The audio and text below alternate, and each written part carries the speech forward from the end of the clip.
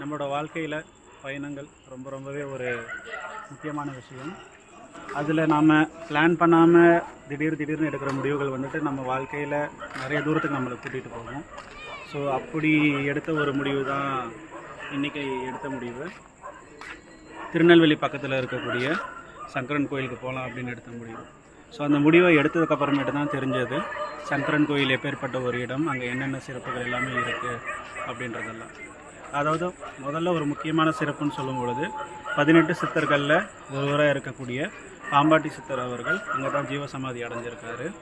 So எந்த ஒரு சிவன் கோயிலாக இருந்தாலும் அங்கே ஒரு சித்தர் ஜீவசமாதி அடைஞ்சிருக்காரு அப்படின்னு சொன்னால் அது வந்துட்டு ரொம்ப பிரசித்தி பெற்ற கோயிலாக இருக்கும், மக்களை நிறைய ஈர்க்கக்கூடிய கோயிலாக இருக்கும். அப்பேற்பட்ட ஒரு கோயிலுக்கு தான் நாம் இன்றைக்கி போக போகிறோம். ஸோ நான் வந்துட்டு கிருஷ்ணகிரி மாவட்டம் அனுமந்தீர்த்தம் அப்படின்றது என்னோடய ஊர். அங்கேருந்து ட்ரெயினில் போகிறதுக்காக தருமபுரி வந்திருக்கோம். ஸோ இங்கேருந்து நாகர்கோவில் எக்ஸ்பிரஸ் மூலமாக கோவில்பட்டி போயிட்டு அங்கேருந்து பஸ் பிடிச்சி சங்கரன் கோவில் போக போகிறோம்.